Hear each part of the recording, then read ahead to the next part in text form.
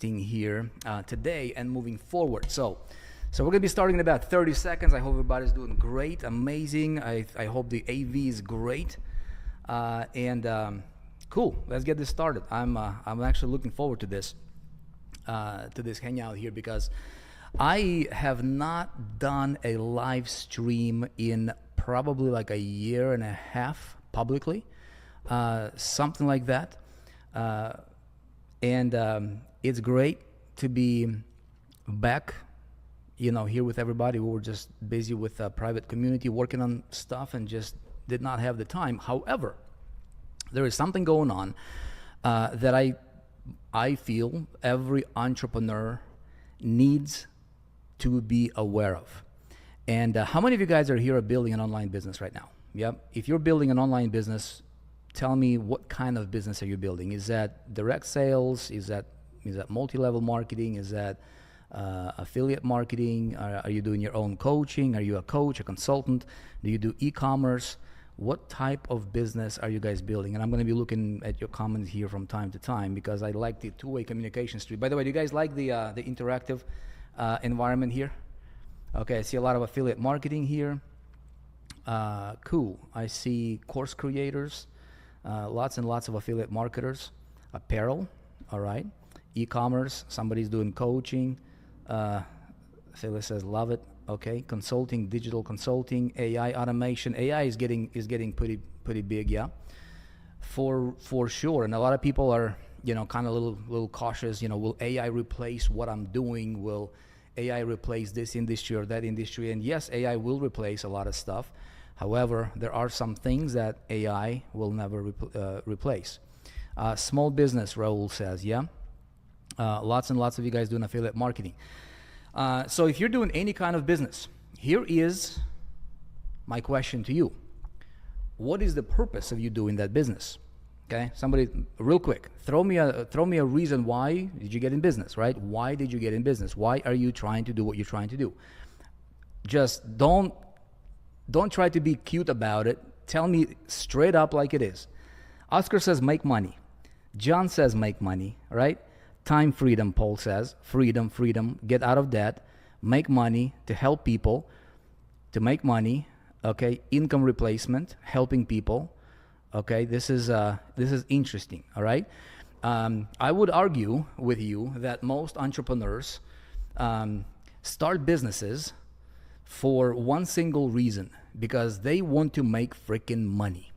Okay? If we are true to ourselves, if we don't try to fool ourselves first and foremost, right? Who in the right frame of mind would leave their cushy 9 to 5, 40-hour work week, right? To work for themselves, step into the unknown territory, go through the unknown territory and meet with setbacks and hassles and oh my goodness, sometimes you feel like you want to pull your hair out and work 80, 90, 100, and 120 hours per week for themselves if they did not want to create a better lifestyle for themselves. More freedom, right? And all of that is paid for by this thing called money, ladies and gentlemen, correct? So if we get one thing very clear right now, get everybody on the same page right here. The reason you are here today, most likely, is because at the core of what you do, yeah, you want to help the world. Yeah, you want to change, replace your income and all that stuff.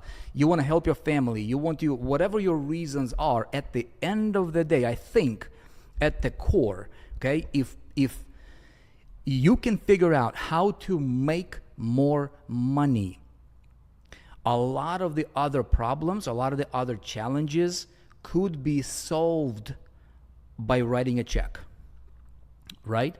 And so, yes, Orlando, we are live. So yeah, moolah, Deborah says, okay, want to make more moolah. Now, this topic about making money, a lot of people think this thing to be very, very mysterious topic, okay? Would you guys like to talk about this? In fact, what we're going to do is, if you are interested, right, if you like this kind of a conversation, and we're going to be super down to earth about it. We're not going to be fancy about it. We're not going to be philosophical about it. We're not going to be like, Yeah, let's change the world about it. We're going to be like, okay, you today, right now, with all the craziness that's going on in the world, is it harder or easier to make money right now? Somebody tell me real quick, yeah? Is it harder to make money right now, or is it easier to make money right now? Don't think about anybody else. Think about you, wherever you live, United States. By the way, what countries? I'm actually curious. What countries do we have? Somebody says harder, somebody says easier to make money, right? What is your country, ladies and gentlemen? Please, real quick, drop me a country. Where are you from right now today? Where are you listening to me from? Okay, lots of U.S. folks. We have any internationals. We got Canada in the house. I got New Zealand. I see New Zealand in the house. UK, Thailand, Australia in the house. I see a lot of Canadians here. I see New York as a country in the house. That's great. Dallas is a country in the house. Okay. Sweet. Austria, Australia, Israel in the house. Okay, so we have, worldwide audience here, right? So, ladies and gentlemen, what I want to do is we're going to start a series of talks like this, where we are going to be speaking entrepreneurs to entrepreneur. Okay, so an entrepreneur to an entrepreneur. Even though we've got hundreds and hundreds and hundreds of people here live listening to me right now, I want to speak to you, the entrepreneur. Okay, is that okay? Do I have your permission on that? Yes? Because I want to talk about stuff that not a lot of people are talking about. I want to talk about stuff that's not going to be super philosophical and what we're going to do is we're going to straight up demystify this topic of making money, period. And somebody says it's harder to make money. Somebody said it's easier to make money. So we're going to tackle that. Now, if you are here and you want to figure out how to make money today with everything that's going on in the world, okay, I will tell you this, okay? Listen to me very, very close, ladies and gentlemen. Today, in 2025, it's way easier for some people to make money, and it's way, way, way harder for majority of people to make money. It's just a fact, okay? It is just a fact. So let's see. Here is a concept I'm going to draw to you. I'm going to share my, do you all see, hang on one sec here. Do you all see this, yeah? You all see this whiteboard? Let's get into you guys know that most, biggest companies in the world were started on a napkin at some kind of a restaurant or some place, right? So we're going to be using our napkin here, if you will, digital napkin. Hang on one sec. I want to move some screens here. Okay. All right. So watch this. Okay. Watch this, you guys. I want to make sure that everybody can see me. Hello. Okay. This is good. This is the first time we're using this platform. How do you guys like this platform, by the way? Is that good? If this is good, we're going to continue to use this platform. Is that a good platform? Chat is good. Everything is smooth. No issues. Okay, this is a private platform. We can talk about whatever we want to talk about. Yvonne Adams, how you doing, my friend? Yvonne Adams, good to see you here. How is Yvonne doing? Is Yvonne having a smooth experience here? Yep. If it's good, we're going to continue to use this platform here. The reason for that is because nobody can tell us what to talk about. Nobody can censor us. Nobody can tell us what is allowed and not allowed, and so that is something we like. Okay, cool. So I'm going to be looking at your comments here as well. Shoot, I think if I would switch them around, my video would be looking at this thing, but anyway, that's fine. I just got a couple monitors going on. Here's a concept. Okay, we've got 100 people here. Okay, let this pie represent 100 people. Okay, and this is an audience of 100 people. Now, about 80% of these guys, okay, that's about 80% or so, okay, 80% right here. 80% of these guys struggle. Okay, would you guys agree? About 80% of the world struggles miserably. They're barely making paycheck to paycheck, barely surviving. Okay, and And that's most of the people. This is just the fact. And this has been the case. This is the case in any company you go, any industry, any genre, anything that you touch. This is going to be statistical data, all right? The vision on a napkin, somebody says. Yes, all right. Now, these right here are the 20 percenters, okay? Have you guys heard of the Pareto's principle? Yes, 80-20 principle. It's called the Pareto's principle. The 80-20. The 80-20 rule, okay? This applies to everything in your life. If you remember this, and we're going to be digging deeper into this as we go through the rest of this series here together, okay? Here is the fact. Whether we like it or not, the 80-20 rule applies to everything we do in life. And it certainly applies to people making money. Unfortunately, the 80%ers here, okay, these guys struggle because they are lacking a couple things. Who can tell me what these guys lack? Who can tell me what these guys lack, the 80%ers? What are they lacking? Are they not making money because they don't want to make more money? No, everybody wants to make more money. Everybody wants to have a better lifestyle, all that, right? Are they lacking, somebody says vision. I would argue, somebody says desire, mindset, okay? There is one thing that they're lacking, you guys. I don't think these guys are unmotivated. I don't think these guys lack desire. In fact, I think all of them. You don't find anybody in the world, you know, it doesn't matter if they're the richest or the brokest person in the world. You will never find anybody in the world where you will say, hey, do you want to have more money today? I'll tell you this. From the brokest of the broke to the richest of the rich, who is the richest guy right now? Is that Elon? At least on paper, right? At least publicly is what we know. Elon. Do you want to make more money, Elon? What would Elon tell you? Heck yeah, I want to make more money. Why do you need more money? Well, to him, it's a different type of a game. To him, money is just a scorecard. It's a different universe that he's living in. Everybody, if they're not lying to themselves, okay, if they're honest, everybody need. Why? Because money is like oxygen. It's not good or bad or anything like that, right? By the way, the reason I'm framing it like this because our conversations are going to be. I want to help you guys get your breakthrough without depending on anybody else. Not where you don't have to join business opportunities. You don't have to rely on some sponsors, some mentors. You don't have to join some companies or whatever. Because what we're going to be talking about is the rise of a new era for entrepreneurs, for digital entrepreneurs. And the gap between people making more money way easier and people making much less money much harder is going to be widened. And people that right here, let's go back to our napkin, digital napkin, right? People, these 80%ers, the reason that they are broke and disgusted with themselves, okay, and busted and upside down, just like I was at one point in time in my life, is because they're lacking this one thing called awareness. That's it. They don't know what they don't know. Would you guys agree with me on that? Everything circles around that. If they're not making, let's say, whatever their goal is, $20,000, $30,000 a month for them to comfortably live right now, or whatever the case, depending on the country, obviously. If they're not making that, if they're not making enough money to live comfortably, I'm not talking about everybody needs to be rich and have just ridiculous amounts of money unnecessary. But I'm talking about whatever your dream is, whatever your desired lifestyle is. Where do you want to live? Where do you want to drive? Where do you want to vacation? Where do you want your kids to be to go to school? All that stuff, right?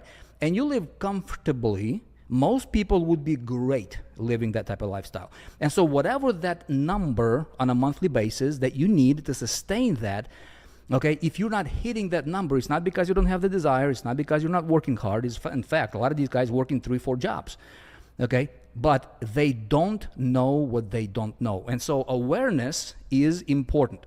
Now, these guys right here, okay, the 20%, they are more aware or less aware, would you say? Would you say they're more aware or less aware than the 80%ers? Okay, because these guys make more money. These guys making their ends meet, right? For the most part, but they're not really thriving, right? They're just like, they're up there and they're called, middle class, higher middle class, whatever, right? That type of stuff. And can anybody relate to that group? Right? They're not the Elon Musks of the world. No, but not by any stretch of imagination. They're like mid to higher middle class, okay? These guys are also, they waking up in the morning, they're worried, they're hustling, they're grinding, they're they're jumping from opportunity to opportunity. Somebody says money is neutral. Yes, yes, it is. Okay, money is a tool. That's right. Somebody says, who's Elon? I don't know. Google, and you'll find out. I guess, right? And so these guys are more aware. However, they're hustling. And the 80-20 rule right here. Guess what? It applies to the top. The 80-20 applies here. Okay, let me see if we can. 80-20 also applies here to this little pie. Okay, so these guys also divide. We can divide them by like another 80-20 right here. Okay, so the pie looks like this.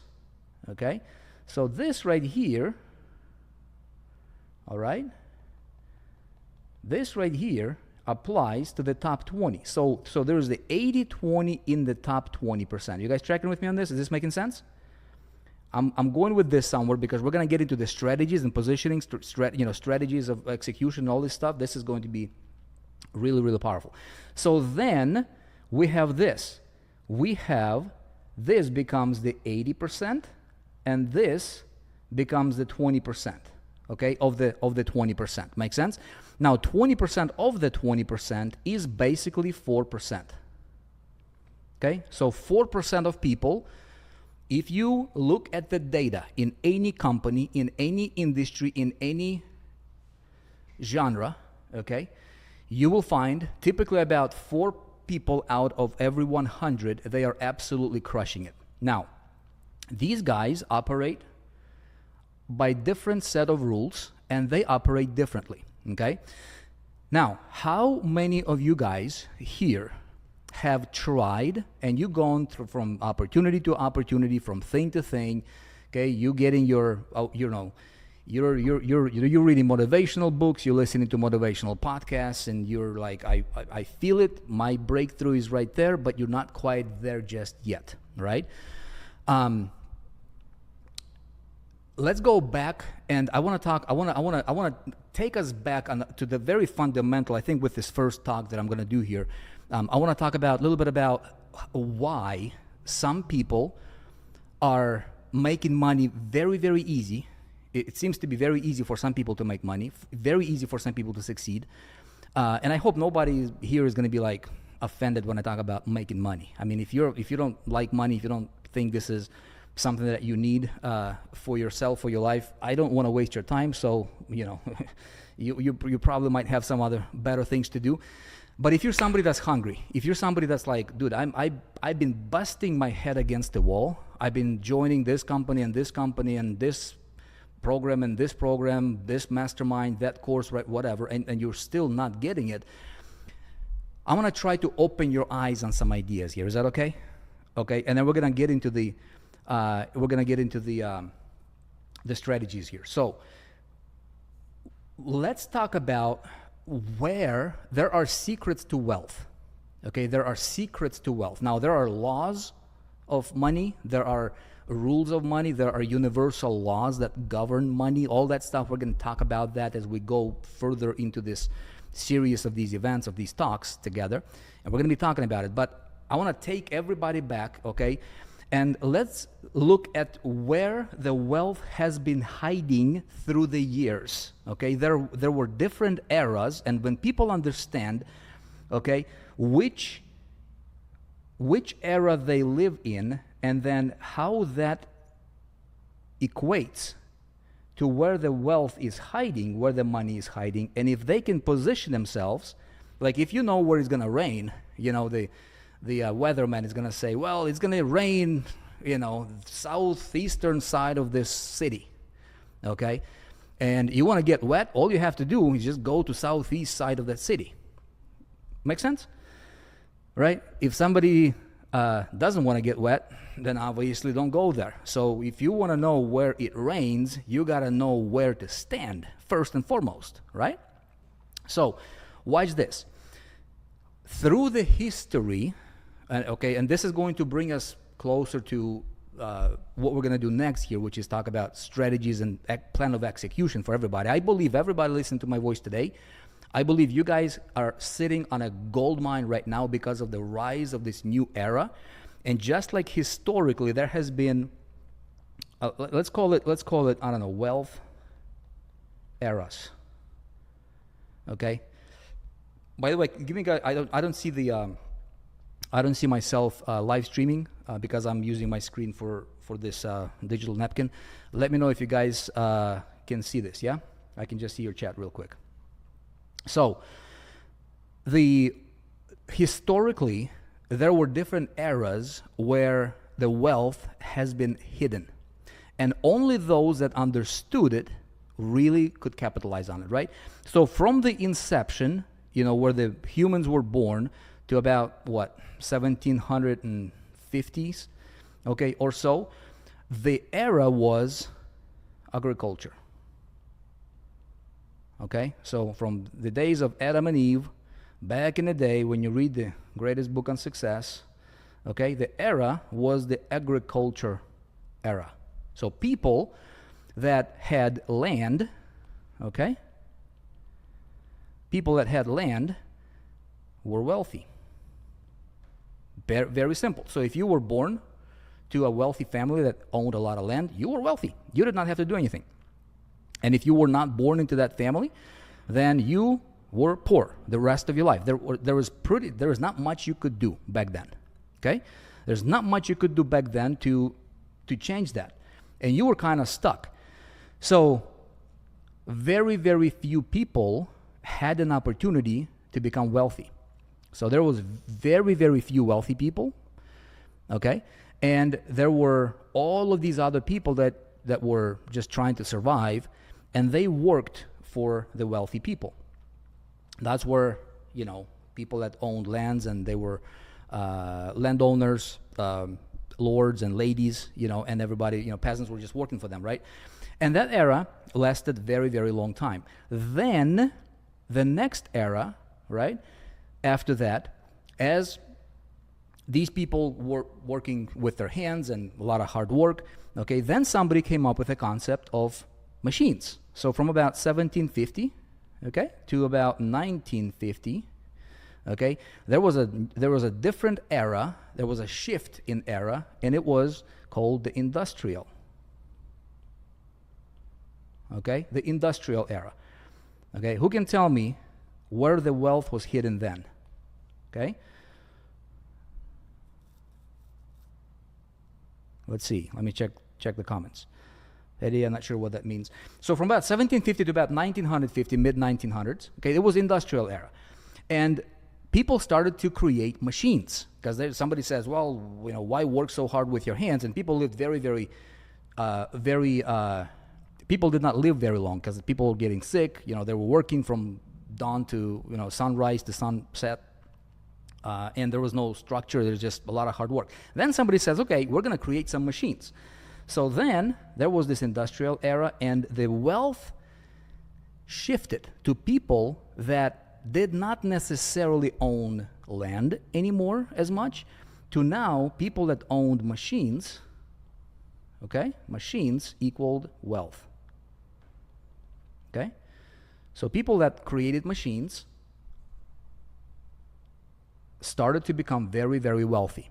Okay, that's where you see guys like Henry Ford, right? The Carnegies, the Rockefellers, right?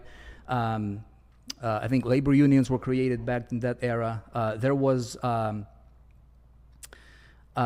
this concept of retirement, okay, that was created during this era as well. So these guys started to work for, a company on machines, and then somebody said, hey, instead of you working from sun up to sun down with no breaks, why don't you work this many hours for this long, and then you can retire. So that's the concept of retirement.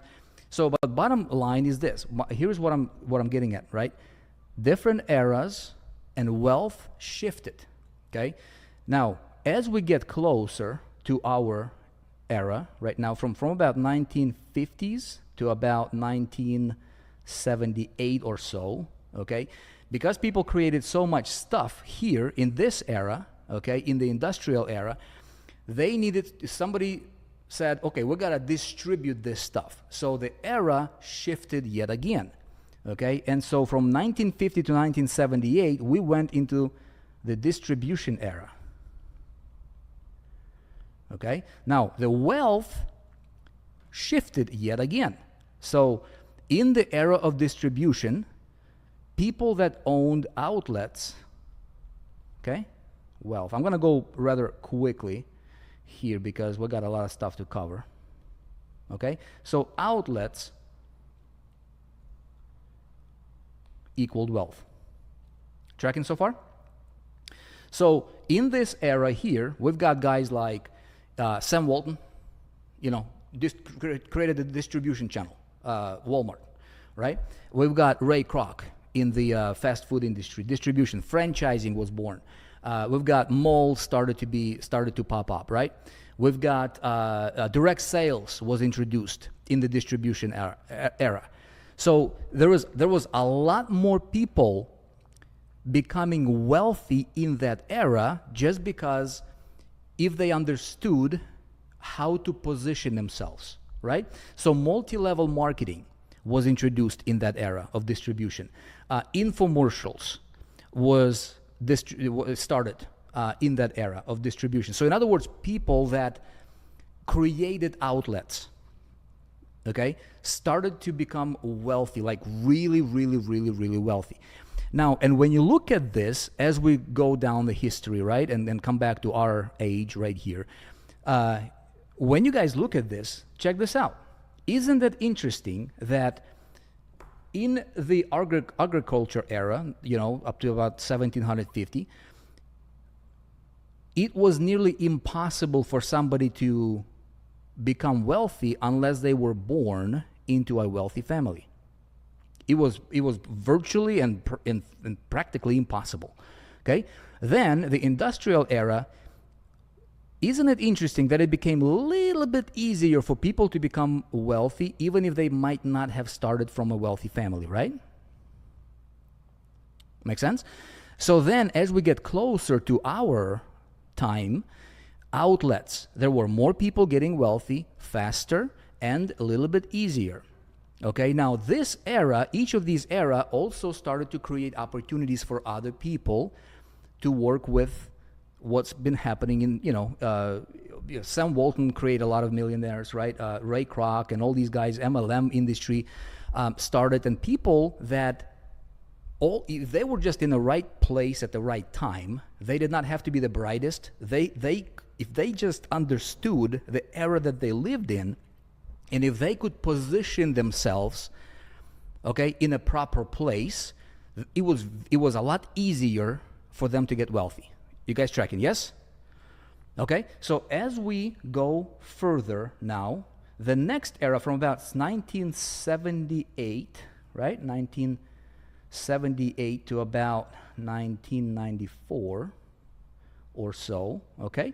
We went into the technology era.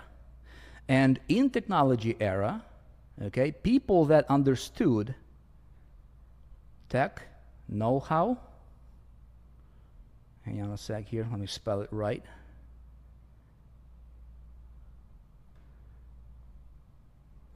Tech know-how equaled wealth. Okay, so in this era, we started to see guys like Bill Gates, okay, Steve Jobs, Steve Wozniak, Michael Dell, right? These guys that understood technology, that were tinkering with technology, and they understood, they had this tech know-how, right? And a lot of these guys started to become really, really, really, really wealthy. And also with them, they started to create a lot more wealthy people just through the power of association and collaboration. Tracking, right? How many millionaires did Microsoft create? A lot, right? So again, some of these people, listen to me, you guys, okay? Let me look at you when I'm telling you, because what we're going to talk about here, we are literally in the beginning of a new era for entrepreneurs, especially for entrepreneurs that we're going to talk about. And just like before, look at this. When Microsoft launched, right? People that, well, obviously Bill Gates, this guy was programming since very, very young age. And so he was ready when that era turned, or when that era came, right? He was prepared. Obviously, not everybody can be a computer programmer. However, during that era, who here can remember that everybody wanted to be a computer programmer? I remember when I was a kid. I was born shortly, well, yeah, I was born in technology age. I'm 1984. I remember when I was still a kid, when I was in school, middle school, right, high school, I wanted to be a computer programmer. Why? Because I was living in that era, and that's where things were happening. There was a lot of tech millionaires, right? Now watch this. When a company like Microsoft, okay, launched, a company like Apple launched, clearly the owners of this concept, of this company, they became very, very wealthy, ridiculously wealthy. However, people that were not the brightest necessarily, but they were in the right place at the right time, and they positioned themselves. Some people by luck, some people by having a little bit of a, maybe a feeling, or maybe intuition, or whatnot. But some people positioned, and they started to work for Microsoft early days. Janitors became millionaires. Some of them, if they saw, if they felt, if they had this intuition, something inside of them. Do you guys tracking with me on that one? Does that make sense? Apple and Microsoft created janitors, like people that mop floors and stuff like that, became wealthy through the association with some people in that particular era. Isn't it crazy? So as we get closer to our days right now, was it harder or easier for people to make money, right? See, where back in the day here, it was nearly impossible for just everyday Joes that were not born into wealth to become wealthy. As we go, it became easier and easier and easier for people to become wealthy. Yeah? Pretty cool. Now, let's move on here. And let's go to the next. So from about 1994 to, we got about 2004, okay? To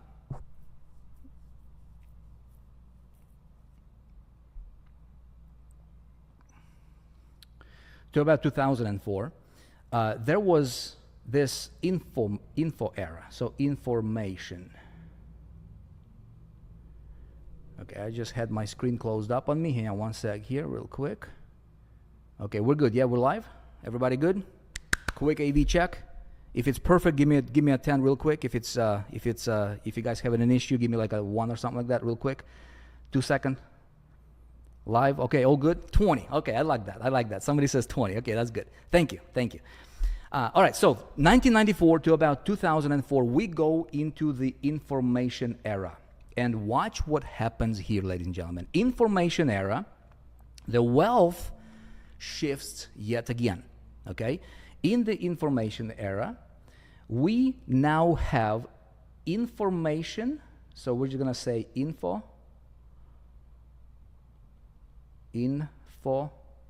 flow, control, equaled wealth. Okay, so people that controlled the flow of information. Okay, this was the first time in history where somebody did not have to create something. This was the first era in history where people understood how to simply channel the flow of information. They could become very, very wealthy. So, for example, who remembers Ask Jeeves? Yeah? Ask Jeeves. Who remembers, what was that? InfoSeek? One of those guys. We've got Google, right? We've got Yahoo. Facebook popped on the scene, right? Even Amazon, right? So information, control of information, because some information you can't, you can't, sometimes you can create information, but a lot of the information you can't claim to be yours necessarily. But if you can control it, if you can control the flow of information, okay, that was the era of info flow control. So people that controlled the flow of information could become very, very wealthy. Okay, still true today to a degree. So then, and I'm going to go a little bit faster here because we still got a lot of stuff to cover. So from about 2004, okay, to what we got to about 2010, okay, we entered a different era, and with all this information that was now becoming more popular and available, right, and control of information, then we stepped into an era, what are you going to call it? Techno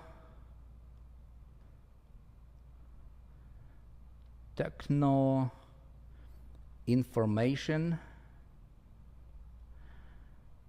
entertainment. I know my handwriting is like chicken scribbles, so sorry about that.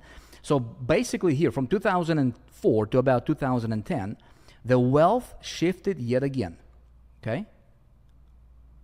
And now, in this era from 2004 to 2010, basically, it was packaging of information in a certain way, or systematizing the flow of information in a certain way. We're just going to call it systems, okay? So systems equals wealth. Okay, and I popped on the surface at about that era. Okay, so again, as we move closer to our day, or our days right here, okay, right here, I got online in 2005. I remember this like it was yesterday, because that, I saw somebody making money online. And I'm like, what? You can make money online? How is that even possible? Right? I was like, I have a fan, because I got married in 2004. And I got a new wife, and I'm like, okay, we're going to have some kids maybe one day, right? And I was like, dude, I love the idea of making money. I was not born into wealth, right? See, if we go down here, there was no way for me to get any breakthrough in life in this day if I lived here. My parents were not wealthy. Heck no. All right? Their parents were not wealthy. Heck no. Not here. Not here. Okay? Not even here. In 2005, I stumbled on this concept that you can make money online. And I was like, I am going to figure this out.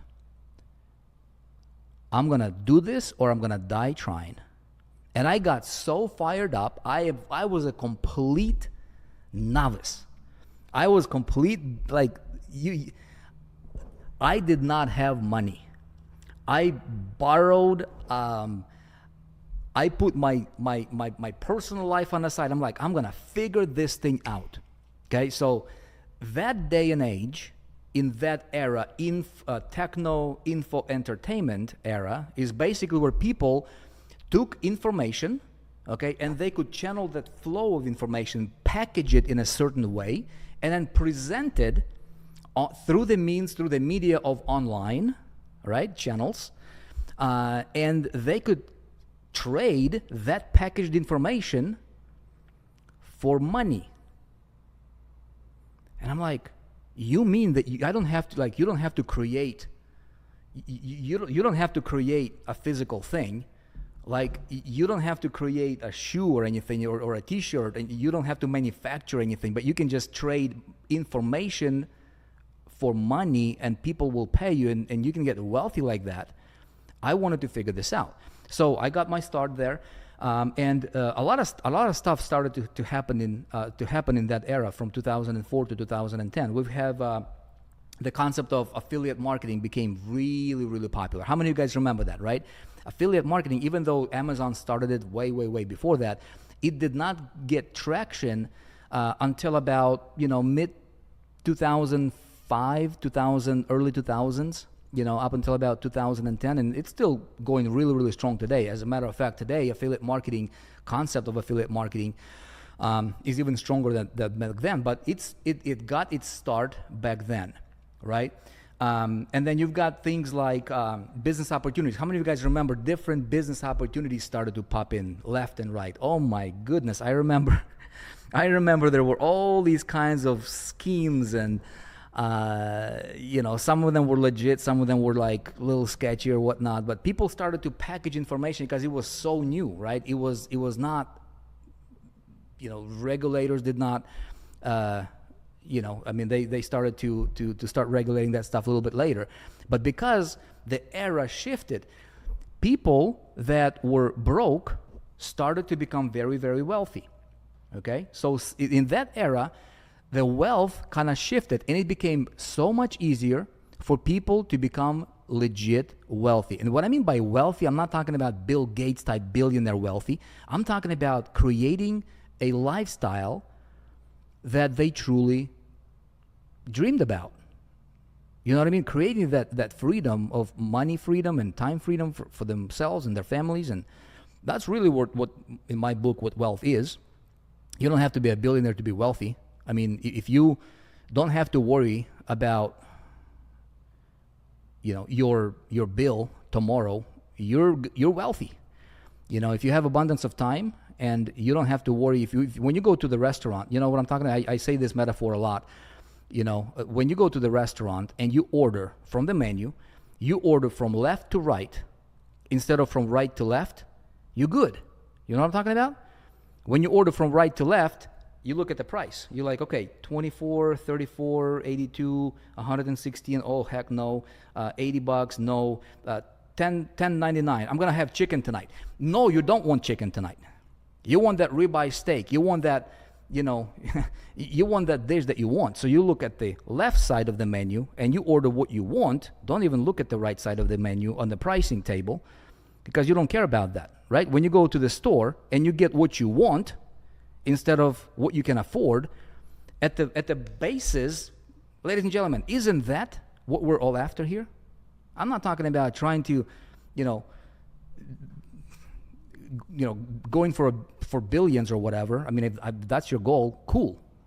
I think being a billionaire is a great idea. You have to create or solve so many problems for so many people, and then they compensate you with money. Money is not a bad idea, right? And that's a topic of a different conversation. We're going to talk about it. I think it's everybody's duty and obligation to become wealthy. It's your duty and your obligation to make a whole boat of money. And that's that's an official term. Okay, why? Because money is nothing more than a certificate of appreciation. If you think about it, a certificate of appreciation, right? So if if I give you this right here and you give me money, you win, I win, right? If I package information in a certain way that helps you get what you want and you pay me for that, it's a win-win. And if I can solve your problem and you pay me for me solving your problem, did I serve you? Yeah. Is that a good thing to serve other people? Is that a good thing to solve people's problems? Now, there's dark side of money. There's, I'm not talking about that, right? I'm talking about like at the surface level of it. And because a lot of people have this messed up perception about making money. People think, if somebody's making money, they got to be like a bad person or whatever. But if you think in terms of, okay, what are you doing? If it's noble, if it's good, if it serves people, isn't that your responsibility to do that at scale and serve people at scale, yeah? And when you do that, people reward you with a certificate of appreciation we call money. And then you take that money and you give it to somebody else that serves you, right? And money always flows. And we can talk about that that's a different money mindset, psychology of money conversations. If you guys want to talk about that, we can dig into that. When you understand universal laws that govern money, you will never be broke, ladies and gentlemen. It will be impossible for you to be broke. It will be impossible. Now, temporarily, yeah, sometimes things happen, right? Sometimes we go after a big idea and we put all of our money in this thing, and sometimes it works out, sometimes it doesn't work out. But at the end of the day, when you understand the universal law that governs money, money will never be running away from you. You will be like the magnet to money. Okay, so like, if somebody takes away your money tomorrow, you can have it all back in a short period of time. It's just how it is, and it's a freaking insanely powerful ability to have that relationship with money, because you don't have to worry about economic situations. You don't have to worry about or be stressed out, because you're not tied to a job, you're not tied to anybody, you're not dependent on anybody. You understand that humans are all essentially the same. We're all connected in some way, right? And it's all about serving. If I can solve somebody's problem here and they pay me for it, it's called economy. I give you this, you give me $1, it's called economy on a micro level. And if I do that at scale, we make the economy go around. Okay? Where was I? Let's get back into this thing. So yeah, the 2004 to 2010, we're in the techno-info entertainment era, and basically packaging of information in a certain way systematically is where the wealth really was shifting to. Okay, now people, like I said, that never made money were breaking through left and right when they understood how to do that. Okay, now keep in mind, even then, the 80-20, this concept, okay, the concept of here always is present. Why? Because doesn't matter which era, okay, so as we go here, closer to our age, was it easier or harder for people to make money, ladies and gentlemen? Was it easier or harder for people to make money? Tell me real quick. Okay? It was easier. Okay? It was easier. Now, even though it was easier for people to make money, interesting thing is that the 80-20 principle applied in every era. Does that make sense? That's keep that in mind, because people that understood awareness and they could spot eras, okay, it was way easier for them to break through. So let's continue here. Then we go from 2010, okay, 2010 to about 2020. We shifted into another era still. And can anybody tell me what that era was? What happened at about that time? What happened in late 2000s? What happened? Well, we started to have social media, right? We started to have social media really gaining traction and gaining attention. Yeah? So we've got, somebody says crypto. So watch this. We shifted into another era, and that was the era of partnerships,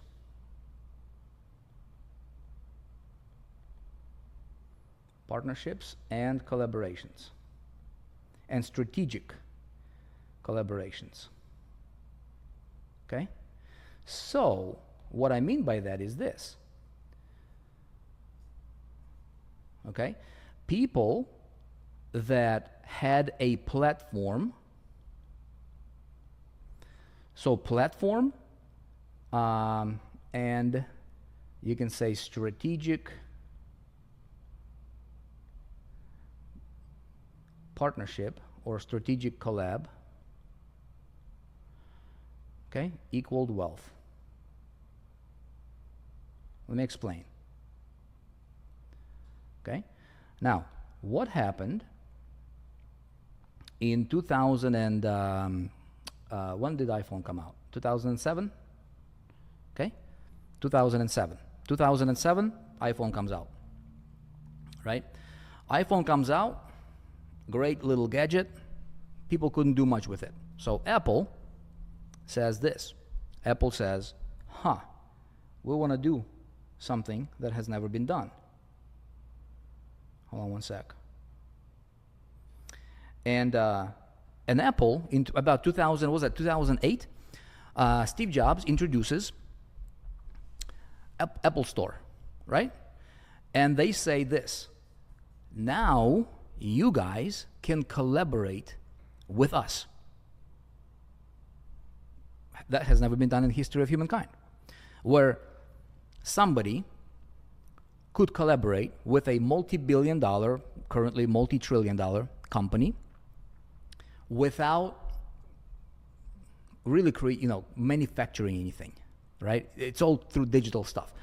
So what happened was we started to see strategic partnerships, and this is where big boom started to happen in social following. This is where a lot of influencers started to pop on the surface, right? This is where we started to see this talk about personal brand. How many of you guys remember, right? This personal brand. It's still a big talk today, right now. But watch this.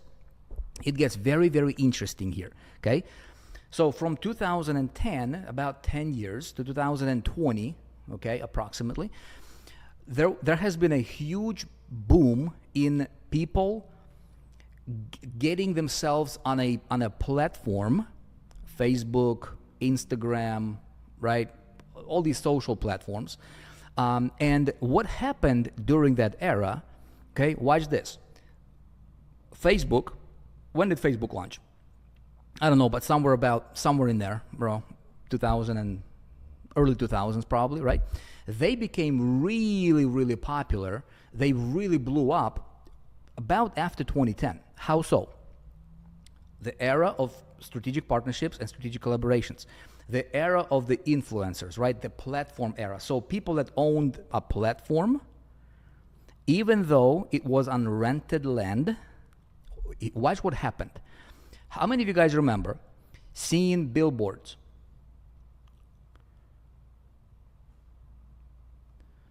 Okay, hang on one sec. Are we good?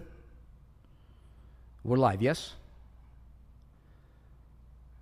2004, yeah. Facebook started 2004. Okay, let me know if you guys are with me here. If we're live, yes? Okay, good. So what happened was this: companies used to run advertisements. They would pay a lot of money to buy a billboard on the side of the road, right?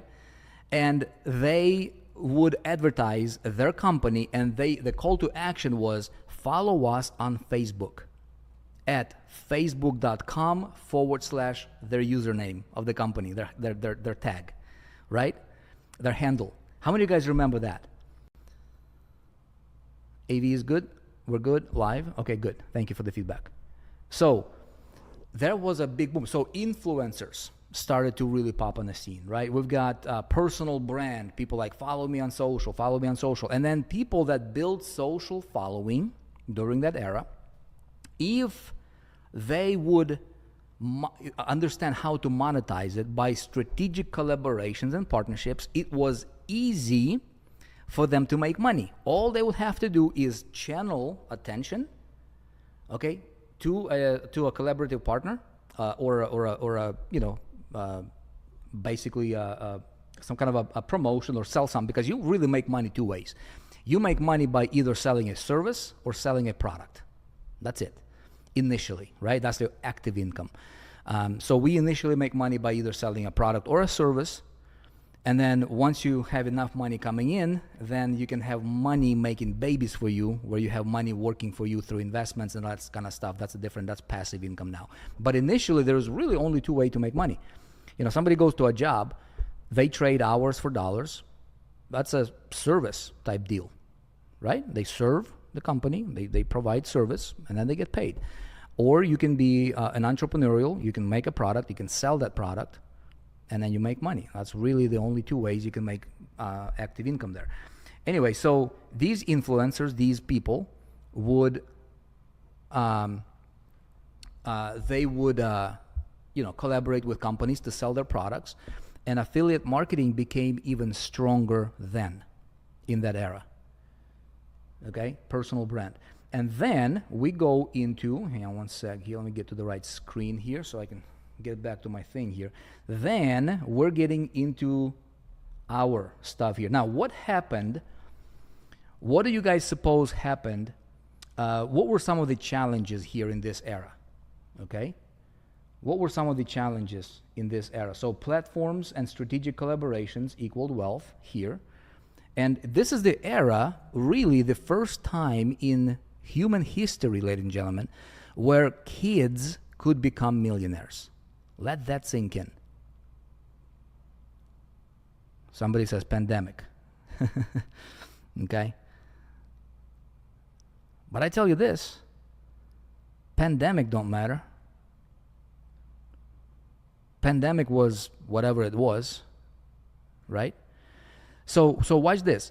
This was the first era in human history where literally kids, 16, 12, 8-year-olds, became millionaires. Never in the history of humankind this ever happened. Through the collaboration of this.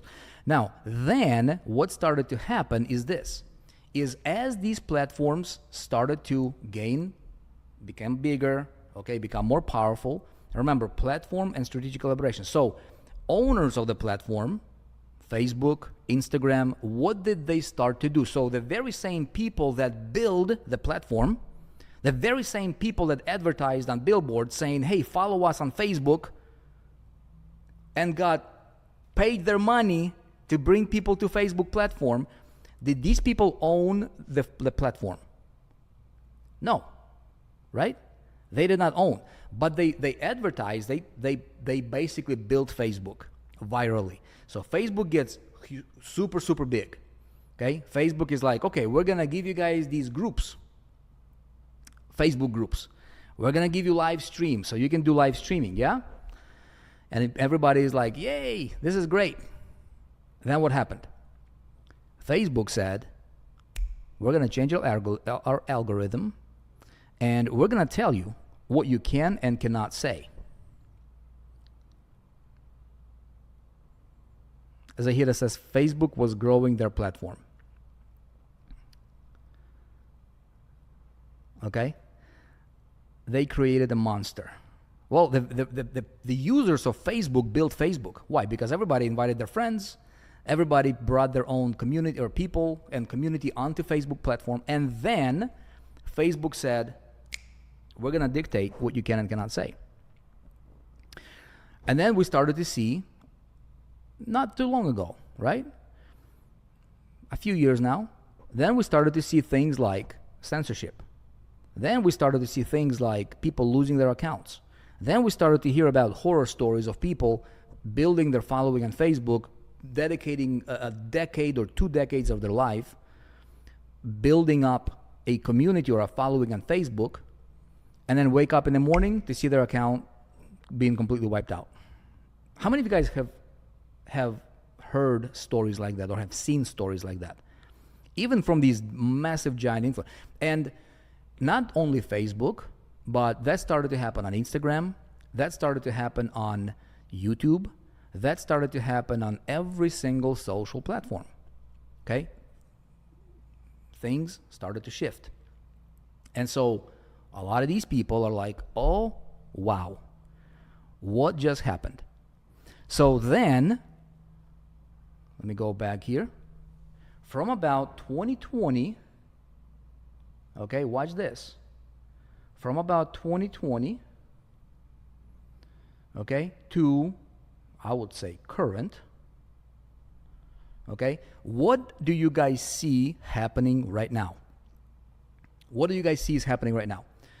Okay, there is a massive shift that started to happen right now, and just like in all these previous eras here, just like kids could make millions in this era, okay, some of them lost their account, some of them are scrambling. And by the way, what started to happen here is a lot of these influencers started to do what? They're like, oh no, we don't control this thing. So what we're gonna do is we're gonna go to our main free platform, okay? And we're gonna get attention there, and then we're gonna start to channel some of our followers into a private community, right? You guys notice that? So people started to channel their audience into like Patreon, and they're like, how can I monetize? If I have Facebook slap, if I do, if I've got YouTube slap, if they throttle me, how many of you guys have a following on social media? Like legit, who here has a following on social media? Let me look at your comments right now real quick. Who here has a following on social media? Yeah? Do you all remember in early 2010s, right? Late 2000s, early 2010, when if you had 1,000 followers on Facebook, and if you would post something, pretty much 90% of your people would see your post. Yeah? What happens when you post something on social right now? What percentage of your people will see that post? 1?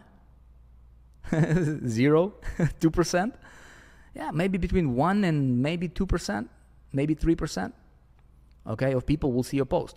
So right now, there is a massive shift that already started to happen. And just like with every shift in the history of humankind, some people, when they have the awareness, when they see what's happening, and they can adjust, they can reposition, right? They can strategically position themselves where it's going to rain money. Okay, it's like 10 times, 100 times easier for these guys to start making real wealth, start making real money, creating breakthroughs, much easier than those that are not aware of these things. Make sense? So watch what happens. Let's go back here.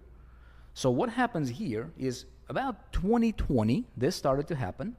Okay, we went into yet another era, and I would call it a private community era.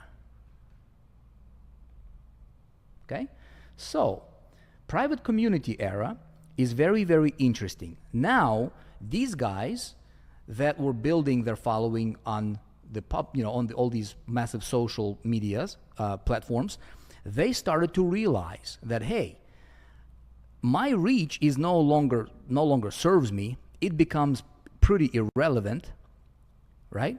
So now I'm going to start channeling those people to a private community.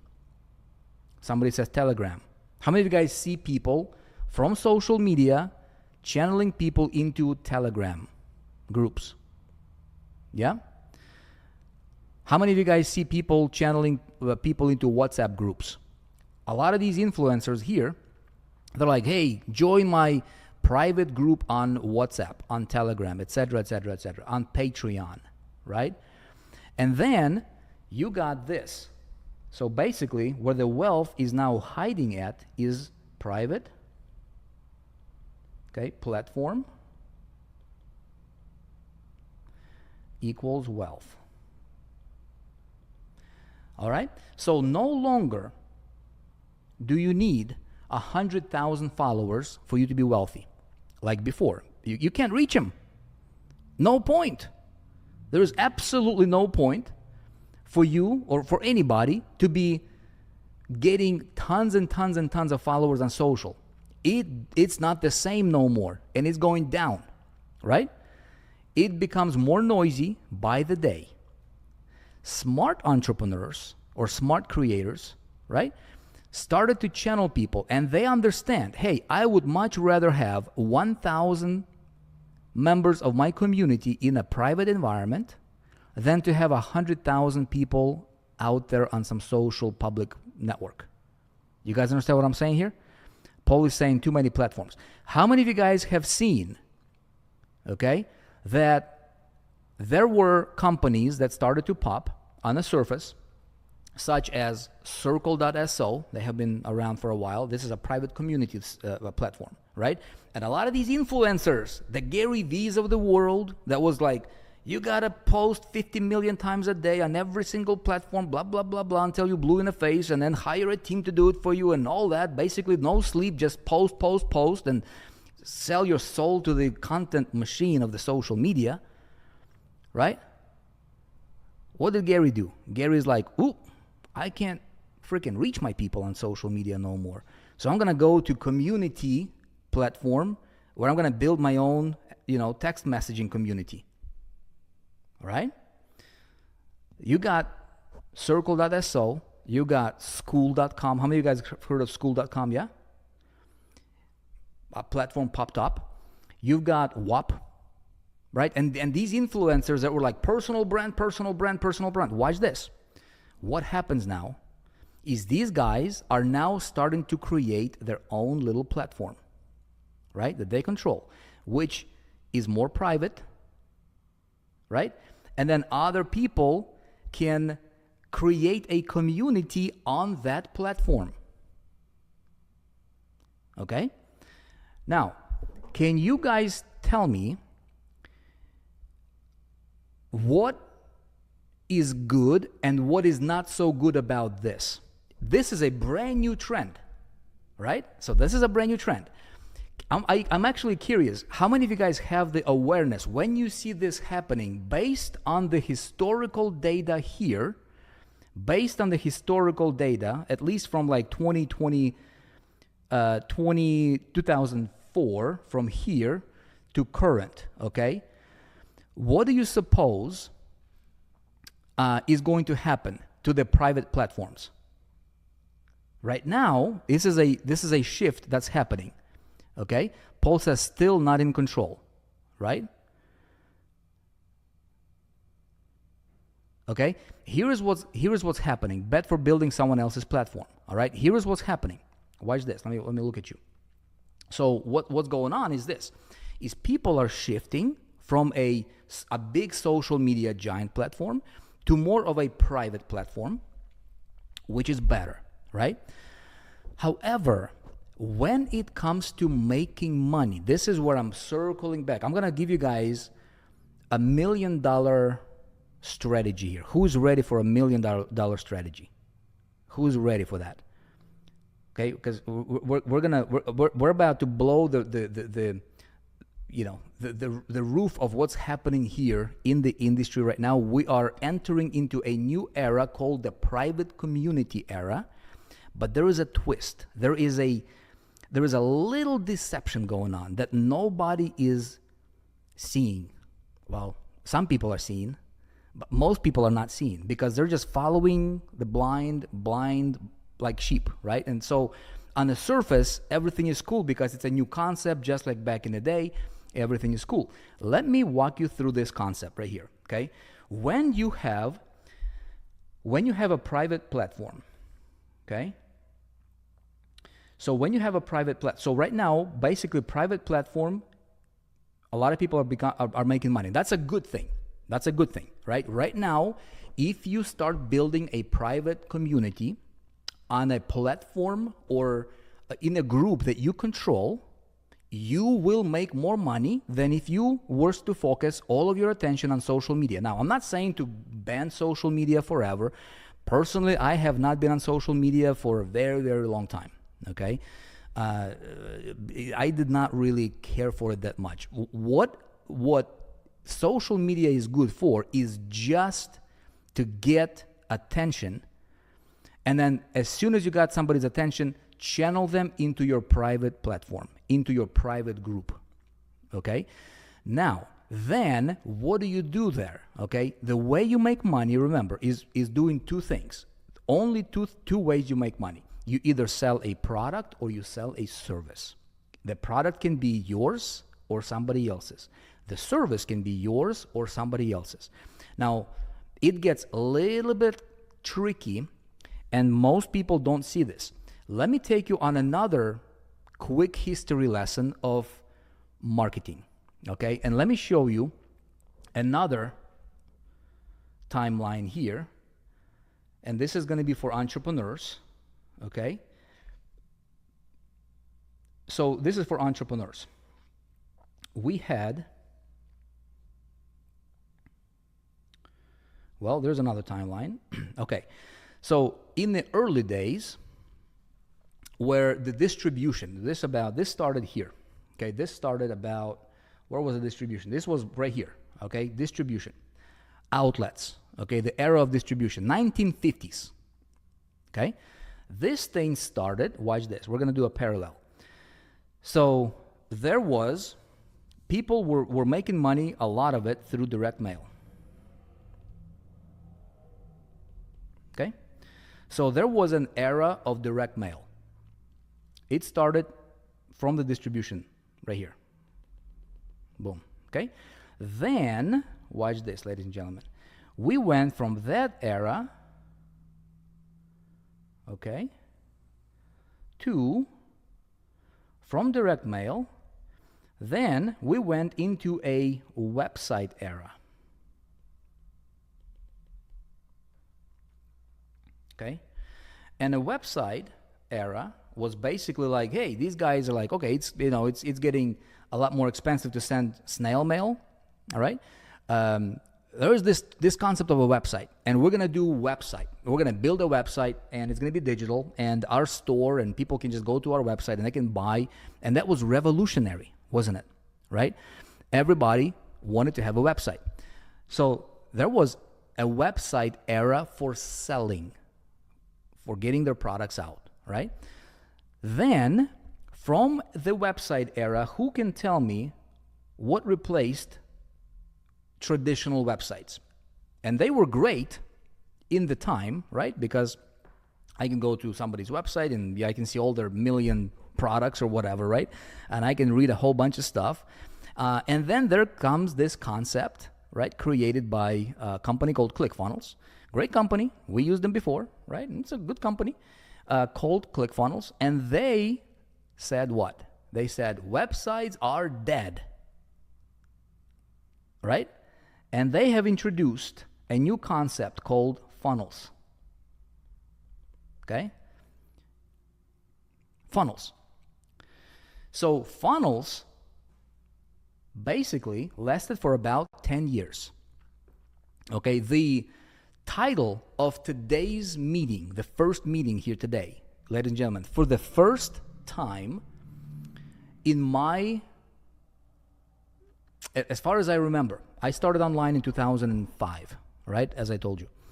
Up until just recently here, okay, funnels built entrepreneurs. So funnels was the big concept, because funnels were, you know, social media was working with, you know, it was okay, you know, for you to advertise funnels. You did not really have to have a home base. You did not have to have anything beyond the funnel, right? So funnels was going on for, you know, for over 10 years now. Now watch this. As social media, these big platforms started to get more traction, right? Started to get bigger. They started to change the algorithms. They started to look, and again, because of all these influencers here, right? It's all connected. Because of all these influencers here, all these kids, okay, and anybody could spin up a funnel very, very easily, okay, and then started selling whatever in the world they wanted, good or bad or anything in between. A lot of these companies now started to throttle businesses in terms of how they are being structured. Now, if you are smart, that I know that you are, you're going to listen to me very, very closely, because what I'm about to tell you, it will shift the way you do business moving forward forever. Watch this. A concept of a funnel is a great concept to make immediate sale fast, right? What is a funnel? A funnel is nothing more than a sequence of pages structured or presented in a certain way, in a certain order, to engineer a particular outcome. It can be an opt-in, can be a sale, an upsell, etc. And then the end. That's basically it. Okay? Basically, engineer a transaction. You guys tracking? So that's basically a funnel. Now, is funnel a business? Somebody tell me. Is sales funnel a business? I'm looking at your comments. Is sales funnel a business? If you said no, you would be right. A sales funnel is not a business. A sales funnel is nothing more than a path to a business, right? Think of it as a gateway. Think of it as a door to a business. Now, what happened is this. When everybody got a hold of a sales funnel, right? And they started to spam their sales funnels all over, Facebook, Google, all these giants said this: we don't want to work, we will not be favorable to people peddling just transactional business. So they started to punish people that don't have a real business. They started to punish people in terms of higher ad costs, higher traffic, costs to be able to do paid ads. They started to throttle people that were just promoting on their social following, to their social media following, just a website that has no business behind it, right? And so these companies, social media companies and platforms, said this: we would much rather work with businesses, real businesses, than solo, independent, fly-by-night entrepreneurs or marketers. You guys understand what I'm saying? And so what started to happen is the concept of a funnel, okay, is it became more expensive to acquire a customer. When you acquire a customer through a funnel, where do you put it? Where do you put the customer? Where do you send the customer? Where do you deliver the product? So here's what started to happen.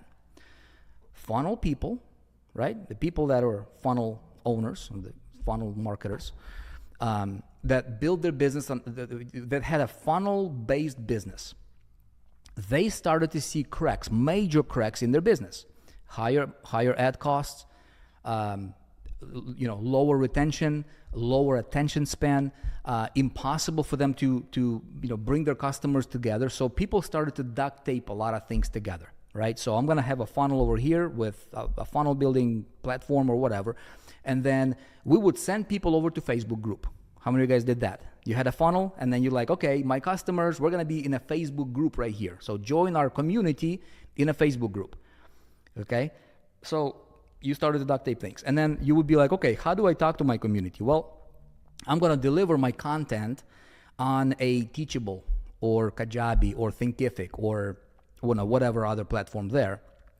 And then I'm going to communicate with them via like a webinar like this. If I want to get them in the room, that's private. Facebook is going to throttle me, so I'm not going to do Facebook Live. Nobody's going to see that anyway. So I'm going to have to get like Zoom, or maybe I'm going to do Facebook, or a YouTube channel right here for webinars like this, etc., etc., etc. So it started to get very noisy.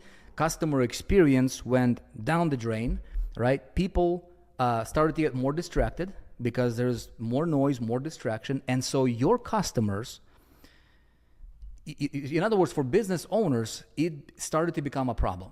So we now are in this weird position right now where the funnel-based business, if people have a funnel-centric business, that business model, ladies and gentlemen, is collapsing right now.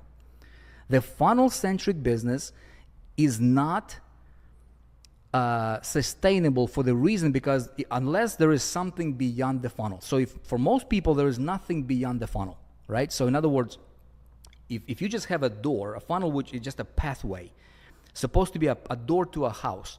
But if you have a door, somebody walks in and you transact, metaphorically speaking, but there is no house, right? Then they're like, what do we do? Well, you go here, and then, for the second product, you have to go to this other funnel, and then people like, okay, whatever, and so it creates chaos.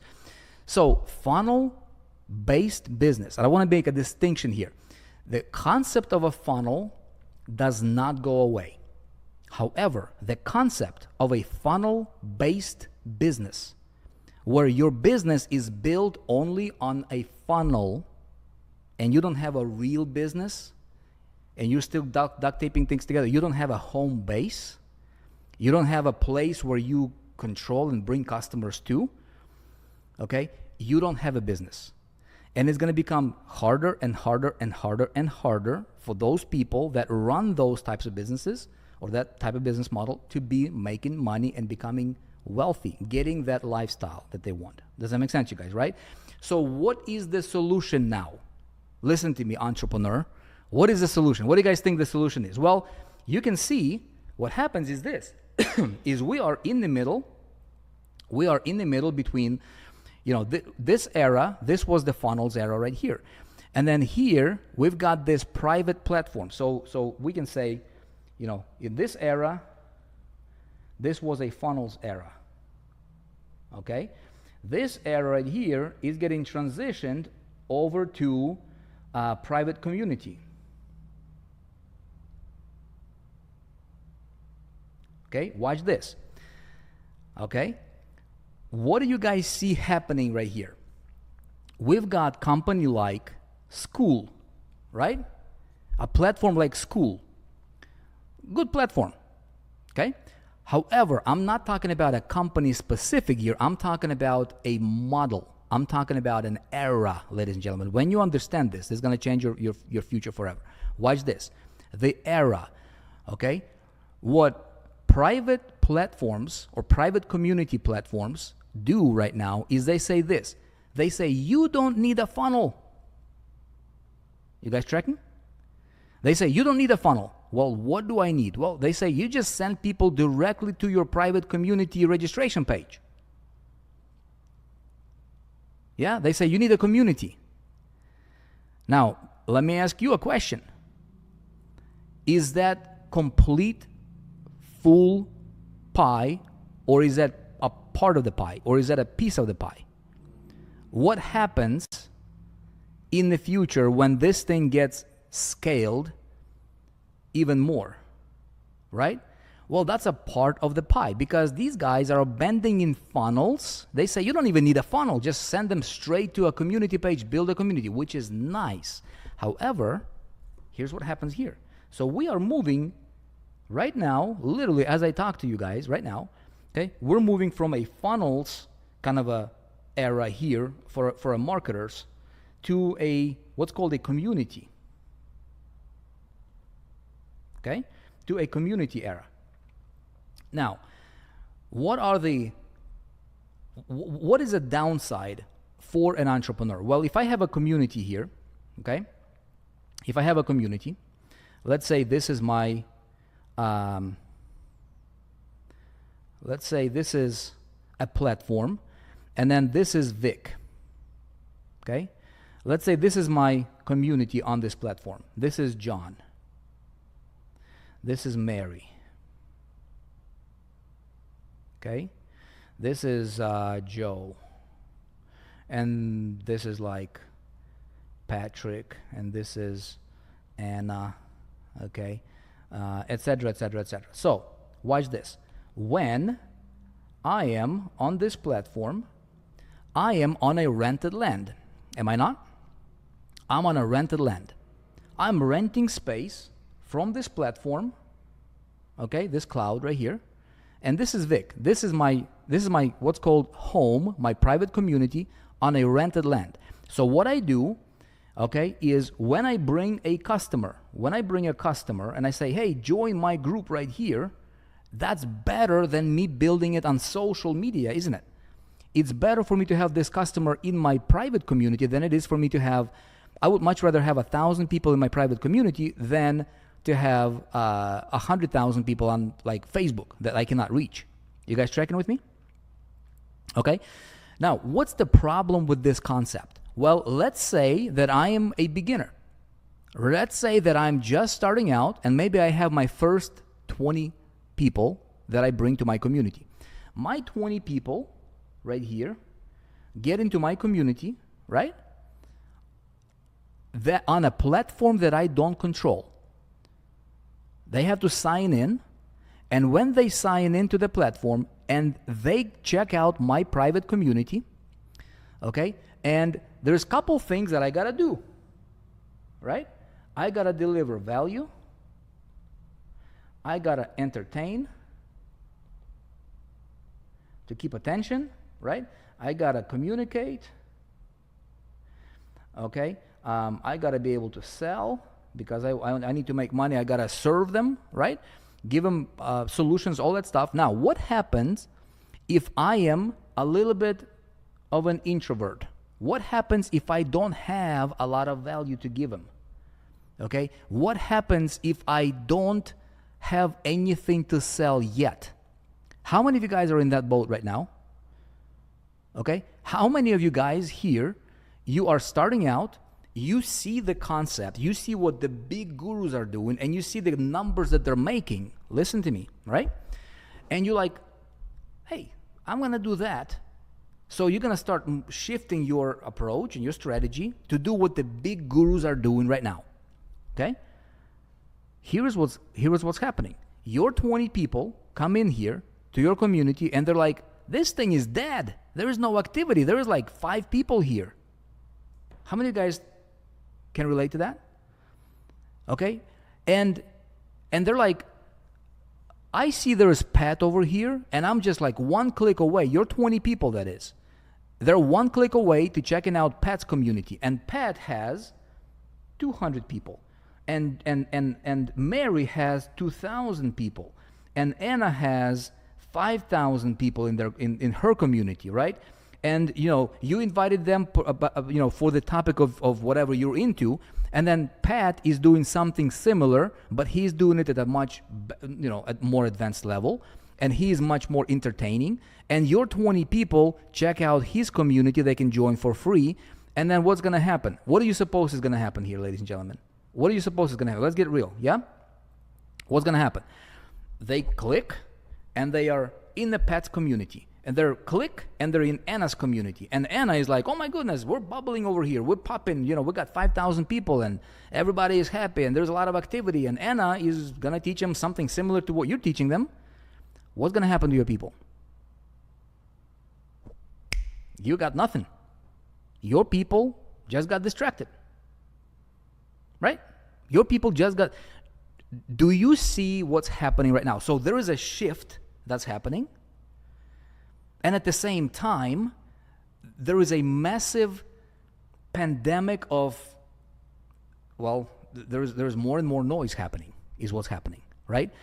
And so this right here is going to be, unless something drastically changes with this model, right? I'm not talking about the big guys. I'm talking about the average starting entrepreneur that has an idea. You have something that you can tell to your 5 people, your 5 customers, because your millions are going to start with you making your first dollar. Your 1,000 member community is going to start from you inviting your first member to your community. Here is what you need to understand. You need to have control of what your people are exposed to. How many of you guys agree with me on that?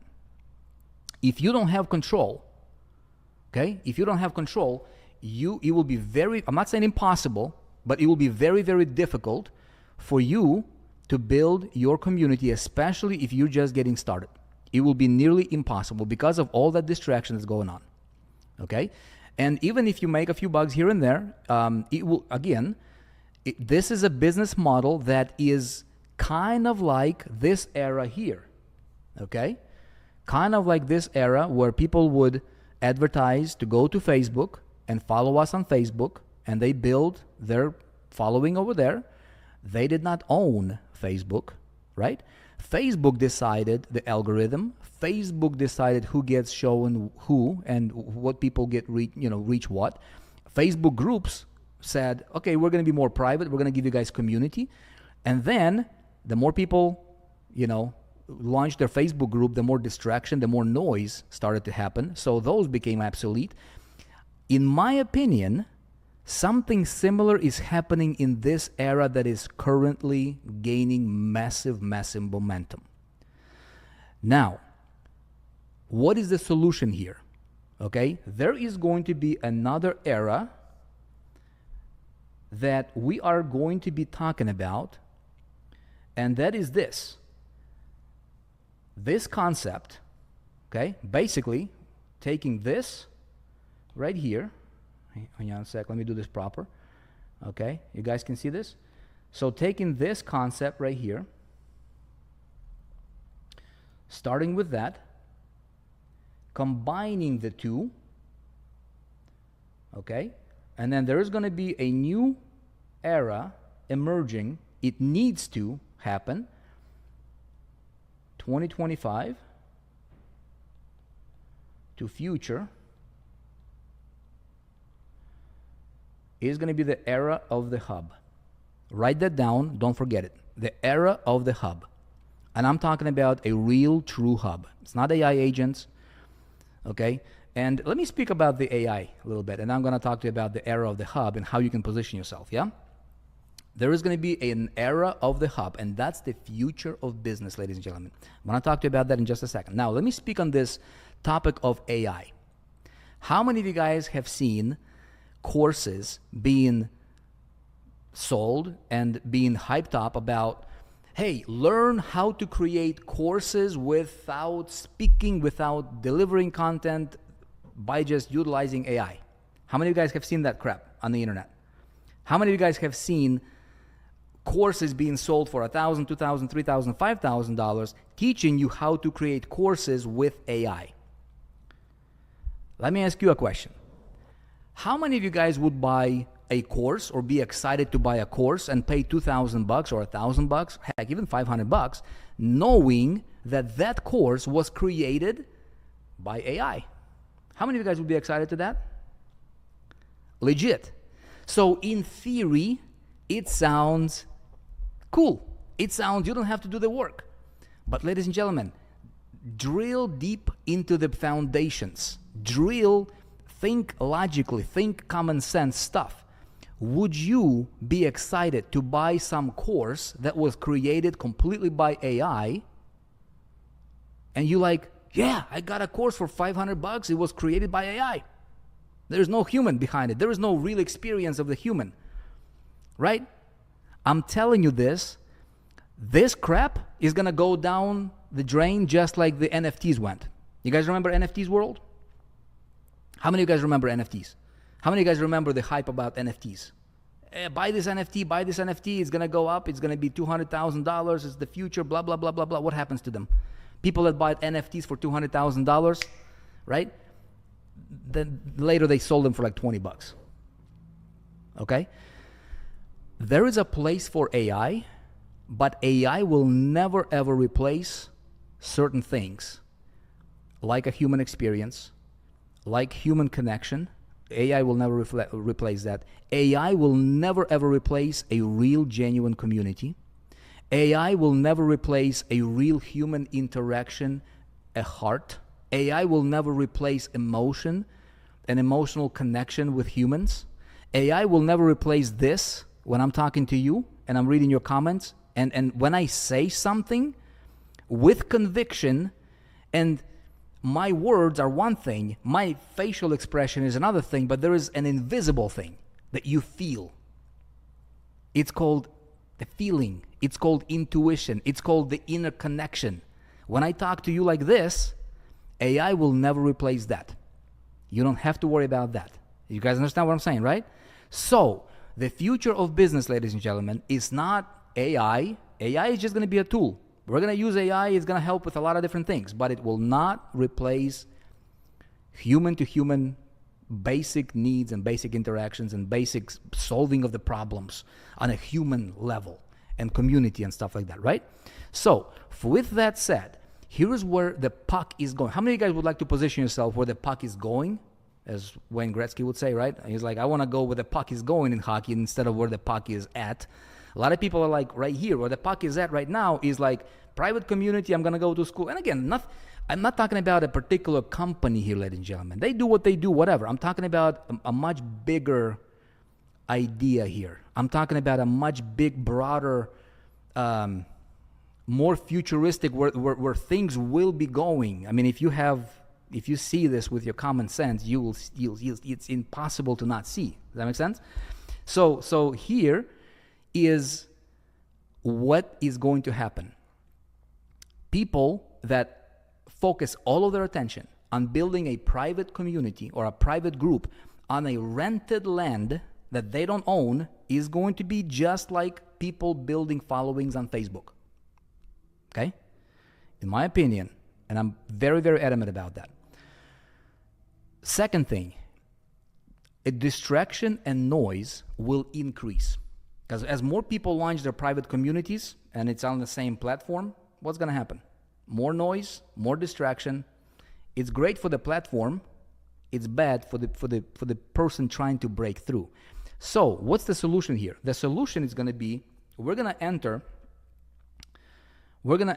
a hub-centric model. And a hub-centric model is going to be this.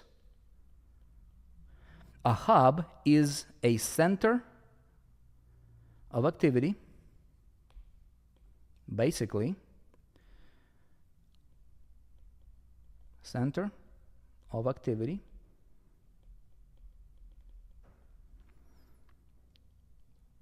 that's a hub. And a hub has all of the previous things here. Okay, a hub is not a website, but it has a website built in a certain way. A hub is not a funnel, but it has funnels built in a certain way. A hub is not a community, but it has a community built in a certain way. A hub is your island in the ocean. Make sense? A hub is this concept right here. How many of you guys would like to have your own private network, your own, watch this. How many of you guys would like to have your own platform that you have the keys to? That's going to be the future. How many of you guys would like to own, not rent, but actually own your own private platform that you have the keys to? In other words, here's what I'm talking about. Instead of all of these guys, it's this. You bring your customer to you. Well, I'm going to say you right here. Your private hub. Okay? You bring your customer to your island in the middle of the ocean that you have the keys to. And that's going to be the future. This hub is your home on the internet. This is your future. This is your business. This is your stake in the ground. This is your idea. This is your voice. This is your algorithm that you decide, right? What to do. You create your own rules. You're not in the mercy of anybody. You can use social. You can do paid ads, free ads, social ads, whatever. All that. Get attention. Bring people to your home, and you have the keys, and nobody can take it away. Couple things there. It's not on a rented land. It's on your land. Okay, you own the land. It's your thing. It's your domain. It's a sellable asset. In other words, as you build your community, this thing becomes more valuable, right? In other words, you are becoming your own mini Facebook. You are becoming your own school platform, I'm talking, and much more. You are becoming your own WAP, not renting place from WAP or the likes, but you are becoming your own platform. Does that make sense? How many of you guys like this idea? How many of you guys find this idea to be interesting and you would like to know more about that? And I'm not talking about you joining some business opportunity, but I'm talking about this. Right now, ladies and gentlemen, for the first time in human history, what we are able to do is we are able to combine multiple eras where the wealth has been hiding at, combining multiple eras into one, and you are the owner of it. The Zuckerberg was the owner of Facebook, still is. You used it, he kicked you out. Okay? If you're on somebody else's platform right now, that's fine. Temporarily, you might be fine, you might be okay. But just understand, the pros and cons about that. I'm telling you, it's shifting. You can be the Zuckerberg of your own world. You can be the YouTube of your own world. You can be the Instagram of your own world. And as you build your community, here is the thing. 1,000 members is what you need to focus on. 1,000. Remember that. 1,000. Write that number down. Okay, put it big letters or big numbers, put it on your mirror, write this number. We're going to be talking about this number a lot. This is your number to freedom, ladies and gentlemen. 1,000 is all you need. 1,000. You don't need 100,000 people. You need 1,000 members. Okay, that's all you need. This is your number. I want everybody here to understand that. I want everybody to write that number down. We're going to be talking a lot more about that in the upcoming sessions here. I got a question for you guys. We're going to wrap with this session. Would you like to dig deeper into this concept? Would you like to know more about this emerging new era that is unfolding right before our eyes? Very, very few people can spot it right now. It's very stealthy, meaning it's under the radar. But those that position themselves right now, if you start capitalizing on these things right now, it would be 100 times easier for you to build true wealth, meaning create the lifestyle that you want without the headaches, without dependency on some platform or some guru or some guy or some gal or some platform, or being the mercy of somebody. You get to call your shots without bringing your people to a platform and then being afraid of, are they going to be distracted with other, fellow entrepreneurs? If you're a beginner, if you are just learning this thing, would you like to know how you can, first time in history, in the human history, be able to make money easier and faster than at any other time in human history? If you're in for that, type 1,000 here in the chat real quick. Type 1,000 if you want to learn more, because we can, if you guys want this, I'm going to host a series of a few more events like this. I've got nothing to sell to you. We're going to be talking about this concept. This is the future of business. This is the future of entrepreneurship. This is the future of digital entrepreneurs. This is the future, period. Every company, every influencer, every creator, every mastermind guy, every affiliate marketer, every network marketer, anybody that's got a voice or got an idea or got a product or service to sell, everybody will be utilizing this model in a very, very near future. I'm talking about hub-centric business model. It's no longer going to be funnel-centric business. Funnel-centric business model is collapsing. Hub-centric business is replacing everything. It shatters everything to pieces.